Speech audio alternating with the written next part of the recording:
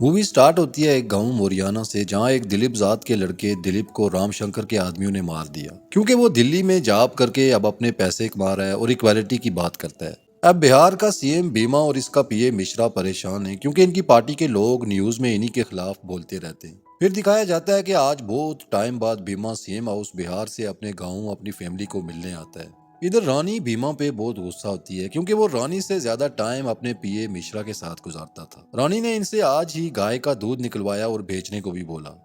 अब सीएम को ये सब करता देख के मीडिया को कंटेंट मिल गया और फिर सीएम की देखा देखी सभी लोग ये काम करने लगे। ये सब देख के बीमा की अपनी पार्टी के लोग जो नवीन को सीएम बनाना चाहते थे वो भी उसकी तारीफें करने लगते हैं। अब मोरियाना गांव दिखाया जाता है जहां रामशंकर के लोगों ने दिलीप को मारा था और अब उसका बदला लेने लाल झंडा गैंग वहां पहुंच जाता है। ये गैंग माइनॉरिटीज से होने वाले जुल्म के खिलाफ जंग कर रहा होता है और उन्होंने यहाँ 8 लोगों को मार दिया था। रामशंकर ने दिलीप को मारा तो किसी को पता नहीं चला, लेकिन जब इस गैंग ने 8 लोगों को मारा तो ये बिहार की ब्रेकिंग न्यूज बन गई। सब सीएम बीमा के अगेंस्ट बोलने लगे और नवीन ने तो बीमा के इस्तीफे की मांग के लिए प्रोटेस्ट भी शुरू कर दिया। बीमा की ही पार्टी के दूसरे एमपी काला नाग ने भी दिल्ली फोन घुमाना शुरू कर दिया कि बिहार अब सेफ नहीं है, जिसके बाद बीमा को दिल्ली से गोरा का फोन आता है और वो उसे वार्निंग देता है कि राज धर्म का पालन करो। अगले दिन दिखाया जाता है कि प्रेम जो नवीन के ग्रुप का बंदा था वो लाल झंडा गैंग के चीफ को पैसे देने आता है। मतलब कि वो 8 लोगों का मर्डर नवीन ने पैसे दे के करवाया था ताकि सीएम बीमा को गंदा कर सके।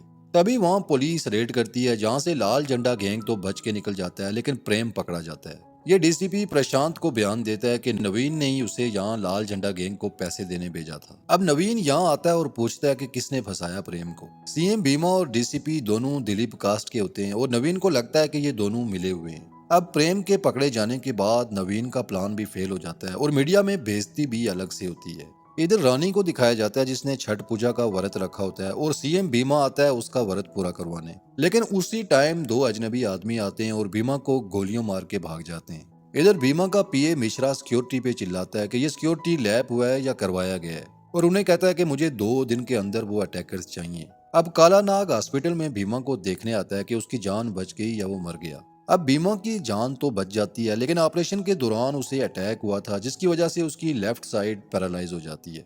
अब नवीन भी अपने साथियों के साथ हॉस्पिटल आता है जहां मिश्रा समझ जाता है कि ये लोग अब इस पर पॉलिटिक्स खेलने की कोशिश करेंगे। इसलिए वो हॉस्पिटल में डॉक्टर्स को कहता है कि कल ही बीमा को यहाँ से घर शिफ्ट किया जाए और मीडिया में झूठी खबर चलवाता है कि बीमा की हालत अब बेहतर है ताकि इसकी पार्टी के बाकी लोग सीएम की कुर्सी के लिए कोई नया ड्रामा न शुरू कर दें।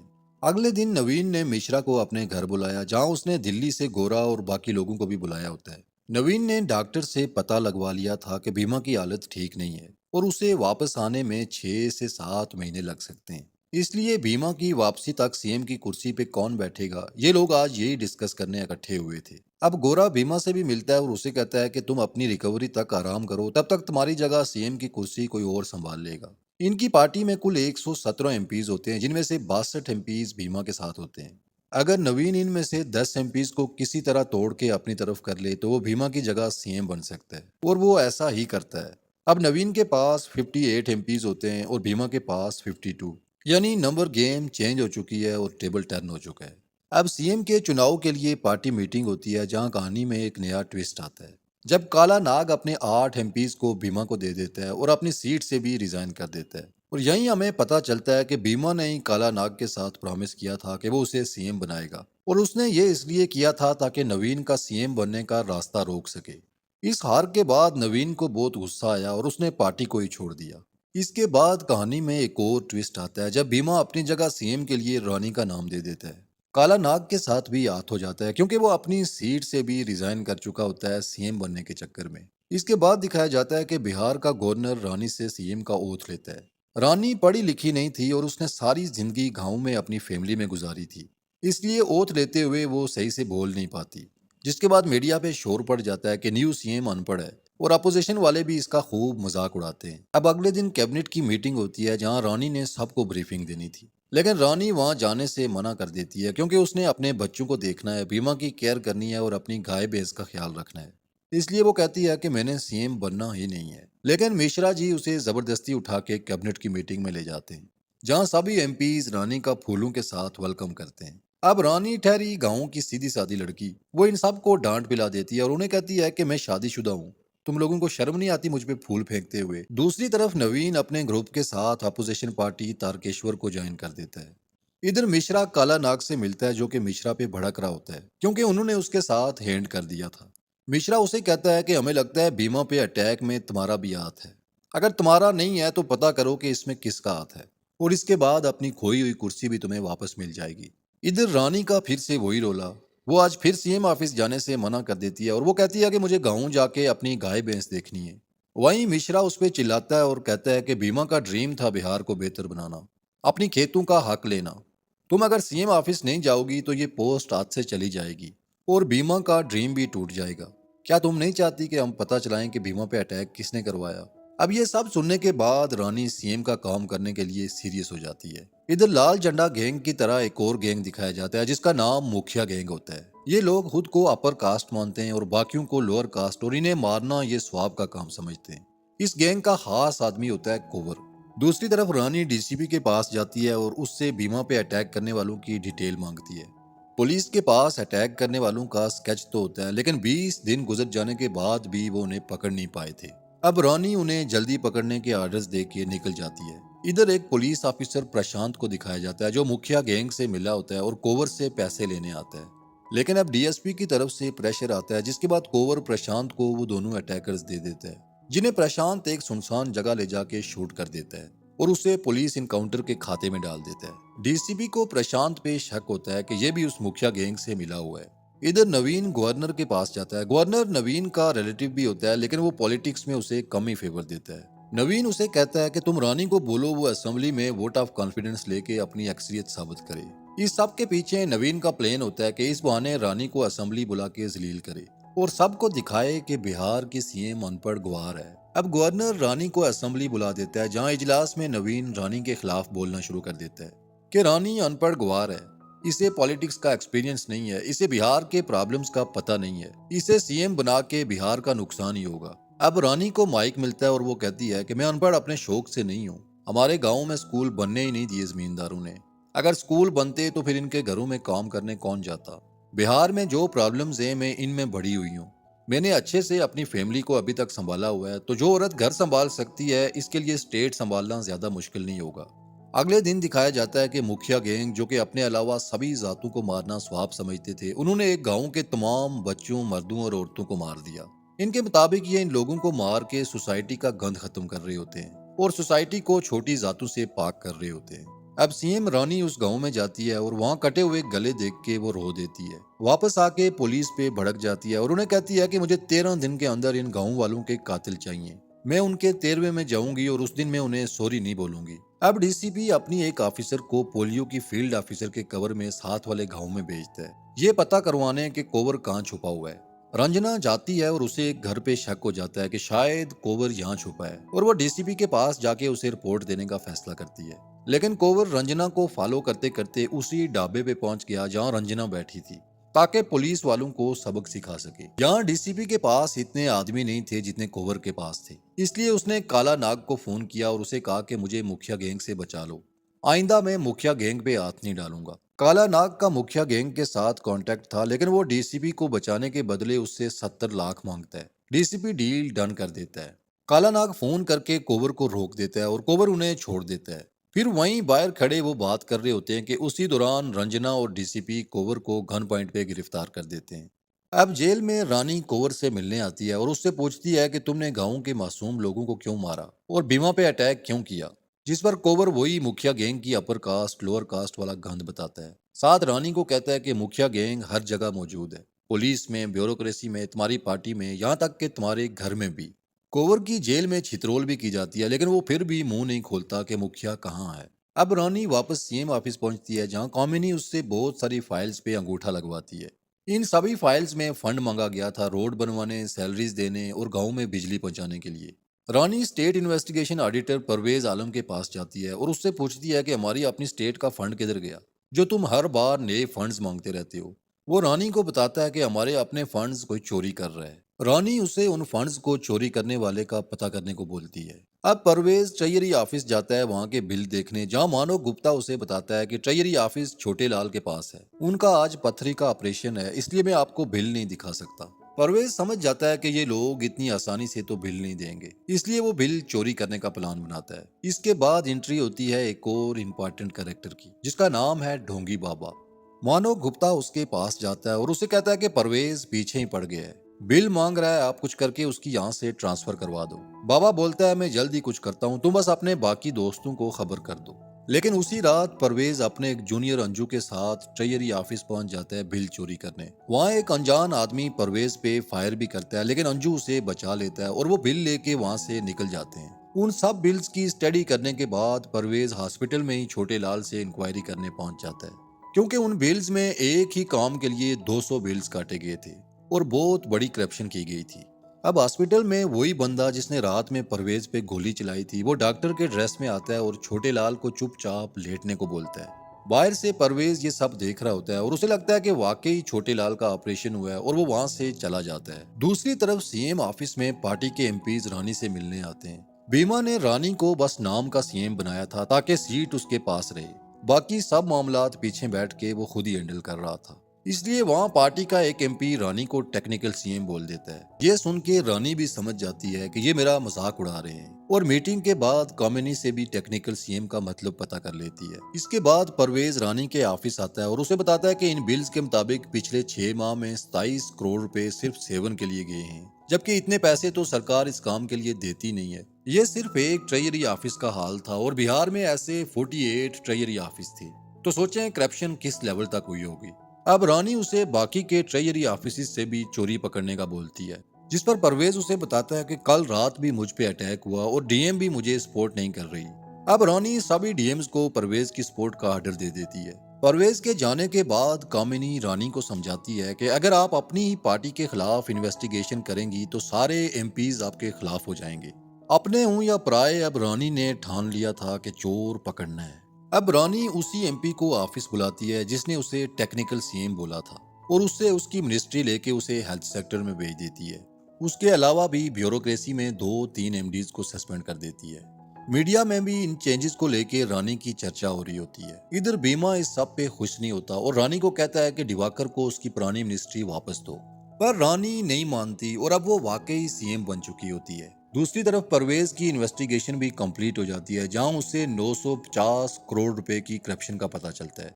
अब परवेज 958 करोड़ की करप्शन के बारे में रानी को भी बता देता है और उन करप्ट ऑफिसर पे एफआईआर भी हो जाती है। अब परवेज उनमें से कुछ ऑफिसर से मिलता है जिनके खिलाफ सबूत मौजूद थे और उन्हें कहता है कि अगर बताते हो कि ये करप्शन कैसे हुई तो मैं तुम्हारी सजा कम करवाने में तुम्हारी हेल्प करूंगा। लेकिन छोटे लाल को छोड़ के बाकी सब परवेज को कोर्ट में ले जाने की धमकी दे के वहां से निकल जाते हैं। अब छोटे लाल बताता है कि 8 साल से पशुपालन विभाग में फंड्स की चोरी चल रही है। वीसी फूड कंपनी है जिसके पास पैसे जाते हैं फेक बिल्स बनवाते हुए, और वो सारे पैसे पशुपालन विभाग का मंत्री प्रेम लेने आता है। ये प्रेम वही है जो लाल झंडा गैंग से पैसे लेने गया था और पकड़े जाने पे उसने झूठ बोला था कि उसे नबीन ने भेजा है। और यही हमें पता चलता है कि उसने ये सब सीएम भीमा के कहने पे किया था और अब भी ये भीमा की पार्टी में पशुपालन विभाग का मिनिस्टर होता है। ये सब जानने के बाद रानी भारती प्रेम के पास पहुंच जाती है इसका रिजाइन लेने। लेकिन प्रेम रिजाइन करने के बजाय रानी को धमकी देता है कि उसके साथ 9 एमपीज हैं, अगर मैं गया तो तुम्हारी सरकार ही गिर जाएगी। लेकिन रानी को इस सब से कोई फर्क नहीं पड़ता और वो उससे रिजाइन की मांग करती है। इधर काला नाग को डोंगी बाबा के साथ दिखाया जाता है। काला नाग की गलती की वजह से ही कोबर पकड़ा गया था और मुखिया काला नाग के पीछे पड़ा था, इसलिए वो छुपने बाबा के पास आ जाता है, क्योंकि बाबा से मुखिया भी डरता था। दूसरी तरफ भीमा और मिश्रा रानी पे गुस्सा होते हैं कि तुमने प्रेम को पार्टी से क्यों निकाला। भीमा उसे कहता है कि उस करप्शन स्कैंडल की जांच होगी, लेकिन उसका फैसला पार्टी करेगी, तुम अकेली नहीं। अब भीमा के बोलने की वजह से जिस जिसको रानी ने सस्पेंड किया था उन सबको वापस बहाल कर दिया जाता है। दूसरी तरफ अंजनी परवेज को समझाता है कि मैंने पहले ही कहा था इस सब का फायदा नहीं है। अब देखो सीएम रानी भी अपनी बात से फिर गई है। वहीं प्रेम भी परवेज से मिलने आता है और उसे धमकी देता है और उसे कहता है कि जितने जल्दी हो सके ये शहर छोड़ के चले जाओ, वरना हमें सब पता है तुम्हारे बच्चे कब और कौन से स्कूल में जाते हैं। अब परवेज के पास कोई ऑप्शन नहीं बचा था, इसलिए वो इस करप्शन स्कैंडल की सारी इन्फॉर्मेशन मीडिया पे लीक कर देता है। मीडिया पर प्रेम की बैशिंग हो रही होती है। बीमा भी पता करवा देता है कि ये खबर परवेज ने लीक की है और रानी को कहता है कि देखा, मैंने कहा था कि किसी पे ट्रस्ट नहीं करना। अब देखो परवेज ने सारी खबर मीडिया को दे दी, जिसकी वजह से पार्टी की बदनामी हो रही है। परवेज को लगाया भी नबीन ने था। अपने और पराये का फर्क सीखो। रानी ने परवेज को ये जांच सीक्रेट रखने को बोला था, जिसकी वजह से अब रानी परवेज पे बहुत गुस्सा होती है और परवेज को सुने बगैर ही उसे डिसमिस कर देती है। अब मीडिया प्रेम के पास पहुंच जाता है, जहां प्रेम कहता है कि ये सब इल्जाम झूठे हैं। रानी सरकार रहे ना रहे, मैं इस्तीफा नहीं दूंगा। इधर नवीन रानी से मिलने आता है और उसे कहता है कि मैं और भीमा एक दूसरे के मुखालिफ हैं, लेकिन आमने सामने। प्रेम ने मुझे धोखा दिया था। तुम प्रेम को नहीं निकाल पा रही पार्टी से क्योंकि उसके साथ 9 एमपीज हैं। मैं तुम्हें अपने 13 एमपीज देता हूँ, तुम प्रेम को पार्टी से निकालो। और साथ ही नवीन रानी को 13 एमपीज का साइन किया हुआ पेपर भी दे देता है। दूसरी तरफ गांव में रंजना को मुखिया अपने आदमियों के साथ दिखाई देता है, जिस पर वो निशिकांत से बैकअप मांगती है, लेकिन निशिकांत तो मुखिया के साथ मिला हुआ था, इसलिए वो उसे वेट करवा रहा होता है और बैकअप नहीं भेजता। रंजना लाल झंडा गैंग के लिए भी काम करती थी, इसलिए अब ये मुखिया का एड्रेस फोन करके लाल झंडा गैंग के सरदार को दे देती है। लेकिन इनके आने से पहले ही मुखिया वहां से जाने लगता है, जिसकी वजह से रंजना अपनी अवेलेबल टीम के साथ ही मुखिया गैंग पे अटैक करती है। जब तक लाल झंडा गैंग का सरदार अपने आदमियों के साथ वहां पहुंचता, उससे पहले ही मुखिया रंजना को कत्ल करके वहां से निकल जाता है। इधर सीएम रानी मीडिया को बुलाती है और प्रेस कॉन्फ्रेंस में प्रेम को पार्टी से निकाल के बिहार के लोगों को न्यू ईयर का गिफ्ट देती है। प्रेम इस सब के बाद भीमा और मिश्रा पे चिल्ला रहा होता है, जहां भीमा उसे कहता है कि मुझे कुछ टाइम दो, मैं सब ठीक कर दूंगा। इधर बाबा को भी प्रेम के पार्टी से निकाले जाने में कोई फायदा नजर आता है और वो काला नाग को कहता है कि तुम पटना जाओ और प्रेम को नबीन से मिलाओ। इसके बदले में मुखिया से तुम्हारी जान बचाऊंगा। अब काला नाग पटना पहुंच जाता है प्रेम के पास, जहां प्रेम बोलता है कि भीमा ने उसे वापस पार्टी में लेने का वादा किया है, जिस पर काला नाग उसे कहता है कि भीमा ने मेरे साथ भी वादा किया था और फिर मुझे भी यूज करके छोड़ दिया, तो तुम क्या चीज हो। सीबीआई इंक्वायरी शुरू हो चुकी है, तुम खत्म हो जाओगे।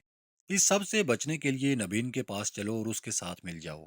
ये सब सुनने के बाद प्रेम नवीन के पास चला जाता है, जहां नवीन पहले अच्छे से प्रेम की क्लास लेता है और उसे बेइज्जत करता है, लेकिन फिर ये सोच के कि इसके आने से मेरे एमपीज रानी से ज्यादा हो जाएंगे, उसको साथ मिला लेता है। कल तक जो नवीन मीडिया में रानी सरकार को चोर बता रहा था और प्रेम के इस्तीफे की डिमांड कर रहा था, आज वो उसी प्रेम को अपनी पार्टी में ले लेता है और मीडिया को बताता है कि प्रेम की कोई गलती नहीं थी। ये सब रानी सरकार ने किया और फिर प्रेम को कुर्बानी का बकरा बना दिया। इधर भीमा को भी समझ आ जाती है कि अब इनकी सरकार गई। दूसरी तरफ रानी भी इस धोखे पे बहुत गुस्सा होती है और नवीन को सुनाने पहुंच जाती है, जहां नवीन उसे कहता है कि इसी को तो पॉलिटिक्स बोलते हैं। भीमा अब रानी पे और भी ज्यादा भड़क जाता है और दूसरी तरफ परवेज डिसमिस होने के बावजूद भी उस करप्शन स्कैंडल के खिलाफ सबूत इकट्ठे करने में लगा होता है, जहां उसे वीसी फूड कंपनी का एड्रेस मिल जाता है, जिसके नाम पे सब पैसे जाते थे। अब परवेज अंजनी को भी अपने साथ मिला लेता है और उस एड्रेस पे जाता है। वहां पहुंचकर उन्हें एक छोटा सा घर मिलता है, जो कि उस कंपनी के ऑनर का था, जिसका नाम कमला देवी था और वो मेंटली डिस्टर्ब थी। यानी कि वो एक पागल औरत थी और वीसी फूड कंपनी है ही नहीं, बस पेपर्स में मौजूद है। इधर डीसीपी जेल में कोवर से मिलने जाता है और उसे बताता है कि मुखिया ने रंजना को कत्ल कर दिया है और अब लाल झंडा गैंग के लोग मुखिया को ढूंढ रहे हैं, लेकिन मैंने तुम्हारी फैमिली को अभी तक लाल झंडा गैंग से बचा के रखा हुआ है। आप चुपचाप मेरे सवालों का जवाब दो। फिर वो उससे पूछता है कि सीएम बीमा पे गोली किसने चलाई थी। तुम्हारा गैंग तो मासूम निहत्थे लोगों को मारता है, बीमा जैसे पावरफुल आदमी को मारना तुम्हारे बस की बात नहीं है। तो कोवर ने ढोंगी बाबा का नाम बता दिया, जिसके बाद डीसीपी जाके ये बात सीएम रानी को भी बता देता है कि बीमा पे अटैक ढोंगी बाबा ने करवाया था, और रानी जाके ये सब बीमा को बता देती है। बीमा ने अब थोड़ा लंगड़ा के चलना भी शुरू कर दिया था। अगले दिन भीमा गवर्नर से मिलने जाने का प्रोग्राम बनाता है, क्योंकि भीमा को पता था कि गवर्नर और ढोंगी बाबा मिले हुए हैं। अगले दिन भीमा जाके गवर्नर से पूछता है कि मुझ पे अटैक क्यों करवाया। भीमा और गवर्नर के बीच दुश्मनी अभी तक इस वेब सीरीज में दिखाई ही नहीं गई थी। ये दुश्मनी क्यों थी, ये आपको आगे चल के पता चलेगा। गवर्नर भीमा को कहता है कि तुम अपनी औकात से बाहर जा रहे थे। अब नवीन के पास तुमसे ज्यादा एमपीज हैं, बहुत जल्दी तुम्हारी सरकार गिरने वाली है। यहाँ भीमा गवर्नर को ब्लैकमेल करता है और उसे कहता है कि अगर मैंने ये खबर मीडिया में लीक कर दी कि मुझ पे गोली आपने चलवाई थी, तो कुर्सी आपकी भी नहीं बचेगी। अब अगर आप चाहते हैं कि मैं चुप रहूं, तो जिस दिन नवीन वोट ऑफ कॉन्फिडेंस लेने का बोलेगा, उस दिन आपने काउंटिंग में नवीन को हरा देना है और मुझे जितवाना है। गवर्नर अपनी कुर्सी जाती देख के डील डन कर देता है। इधर सीएम ऑफिस में रानी डीसीपी को ढोंगी बाबा को गिरफ्तार करने का ऑर्डर देती है, लेकिन वहीं आज 5 महीने बाद भीमा ऑफिस आता है और आते ही रानी का ये ऑर्डर कैंसिल करवा देता है। रानी को लगता है कि कुछ तो गड़बड़ है, क्योंकि भीमा ने बाबा को जेल जाने से बचा लिया था। हालांकि भीमा पे अटैक बाबा ने ही करवाया था। इधर लाल झंडा गैंग के लोगों ने निशिकांत को कत्ल कर दिया था, क्योंकि वो मुखिया के लिए काम करता था। दूसरी तरफ परवेज और अंजनी विमला के घर पे नजर रखे हुए थे, क्योंकि उन्हें पता था कि यहाँ से इन्हें कोई ना कोई क्लू जरूर मिलेगा। वहीं विमला का बेटा बलदीव आता है जो माँ से मिलने के बाद ढोंगी बाबा के पास पैसे लेने जाता है।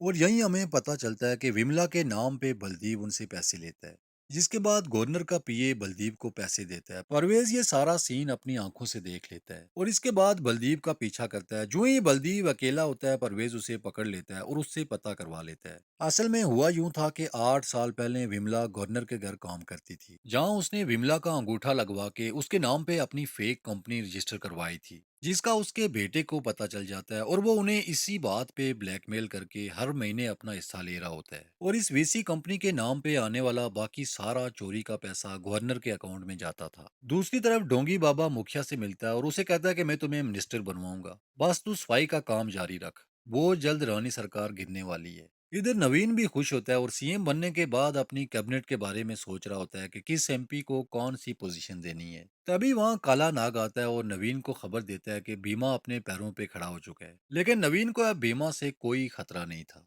दूसरी तरफ नवीन की पार्टी की एक एमपी जो अपनी पोजीशन से खुश नहीं थी, वो जाके बीमा से मिल जाती है। बीमा उसे पशुपालन विभाग की मिनिस्टर बनाने का वादा करता है और बदले में उसे नवीन के पास रह के उसकी सारी खबरें उसे देने को बोलता है। इधर कामिनी रानी को बताती है कि आप बहुत अच्छी सीएम बनी है, आपको सरकार चलाना और राजनीति करना आ गया है। दूसरी तरफ परवेज रानी को फोन करके उस करप्शन स्कैंडल के बारे में बताने के लिए मिलने के लिए बुलाता है। रानी उसके घर पहुंच जाती है, जहां परवेज उसे फेक वीसी फूड कंपनी के बारे में बताता है और साथ उसे बताता है कि इस सब के पीछे गवर्नर गोवर्धन है और ये भी कि गवर्नर का पीए बाबा के आश्रम में था। अब रानी को लगने लगता है कि भीमा पे हुए अटैक और इस करप्शन स्कैंडल का आपस में कोई ना कोई कनेक्शन जरूर है, क्योंकि दोनों के तार बाबा के आश्रम से जुड़े हुए हैं। लेकिन अब क्या सच है और क्या झूठ, ये तो भीमा बता सकता है या गवर्नर। सीएम रानी को अब भीमा पे भी शक होने लगा था कि वो कुछ छुपा रहा है, इसलिए वो आधी रात को ही इस सवाल का जवाब ढूंढने गवर्नर के घर पहुंच जाती है, जहां गोवर्धन उसे अपने और भीमा के बीच हुई सारी बात बता देता है। अब यहाँ से सीन पास्ट में जाता है, जहाँ दिखाया जाता है कि जब बीमा की सरकार नहीं थी, ना ही नवीन की थी, तब भी गवर्नर वरिंदर के साथ मिलकर पशुपालन विभाग में करप्शन किया करता था। फिर नवीन की सरकार में उसने नवीन को बोला कि वो वरिंदर को अपनी सरकार में पशुपालन विभाग में ले ले, लेकिन नवीन ने वरिंदर को लेने से मना कर दिया। वहीं बीमा भी गोवर्धन से मिलने आता है और उसे कहता है कि मुझे पता है आप वरिंदर से मिलके पशुपालन विभाग में चोरी कर रहे हैं, लेकिन अपोजिशन में होने के बावजूद भी मैंने आज तक कभी वरिंदर के बारे में कुछ नहीं बोला। मैं वरिंदर को अपनी पार्टी में जगह दूंगा और कभी भी पशुपालन विभाग के मामलात में टांग नहीं अड़ाऊंगा। जिसके बाद गोवर्धन बीमा की सीएम बनने में हेल्प करता है। लेकिन फिर आहिस्ता आहिस्ता बीमा ने पशुपालन विभाग से अपना हिस्सा मांगना शुरू कर दिया और एक दिन वरिंदर से मिलके उससे पशुपालन विभाग का 60% मांग लिया। अब यहाँ से सीन कट होके वापस प्रेजेंट में आता है, जहाँ रानी गवर्नर से पूछती है कि अच्छा तो इसलिए तुमने बीमा पे गोली चलवा दी। गोवर्धन रानी को बीमा से कुछ सवाल पूछने को बोलता है, जैसे कि प्रेम पशुपालन विभाग का मंत्री कैसे बना, शंकर मंटो कौन है और वरिंदर की डेथ कैसे हुई। जिसके बाद रानी वहां से वापस निकल जाती है। अगले दिन गोवर्धन नवीन के पास जाता है और उसे कहता है कि तुम्हारे पास ज्यादा एमपीज तो हैं, लेकिन फिर भी तुम बीमा को सीएम बनने से नहीं रोक सकते। कुछ करो, तुम्हारे पास बीमा का आदमी है प्रेम, उससे हेल्प लो। फिर नवीन प्रेम के पास जाता है और उससे बीमा को गिराने के लिए उसकी कोई राज की बात पूछता है। प्रेम पहले तो कुछ नहीं बताना चाह रहा था, क्योंकि उसे पता था कि अगर कुछ बताया तो वरिंदर की तरह वो भी मारा जाएगा। लेकिन नवीन उसे कहता है कि अगर बीमा सीएम बना तो सीबीआई इंक्वायरी खुल जाएगी और सारी जिंदगी जेल में सड़ोगे तुम भी। जिसके बाद प्रेम उसे बीमा के सीक्रेट गोदाम के बारे में बता देता है, जहां बीमा ने अपना चोरी का पैसा रखा होता है। ये जानने के बाद नवीन सीधा जाके पुलिस को लेके वहां रेड करवा देता है। रेड के टाइम वहां मिश्रा भी था और पुलिस उसे भी गिरफ्तार करके साथ ले जाती है। इधर बीमा की पार्टी के एमपीज उसे मशवरा देते हैं कि तुम अभी सीएम का हल्फ नहीं लो, क्योंकि मिश्रा के अरेस्ट होने से पार्टी का और तुम्हारा इमेज बहुत खराब हो गया है। अगले दिन बीमा और रानी की वेडिंग एनिवर्सरी होती है। बीमा को पता चल चुका था कि रानी आधी रात को गोवर्धन से मिलके आई है और वो उसे कहता है कि गोवर्धन से पूछने की क्या जरूरत थी, जो पूछना था मुझसे पूछ लेती। फिर रानी उससे पूछती है कि वरिंदर की डेथ कैसी हुई। यहाँ सीन फिर पास्ट में जाता है, जहाँ दिखाया जाता है कि जब बीमा ने वरिंदर से पशुपालन विभाग की करप्शन का 60% मांगा तो उसे बहुत गुस्सा आ गया और वो सीधा मुखिया के पास पहुंच गया बीमा की सरकार गिराने के लिए मदद मांगने।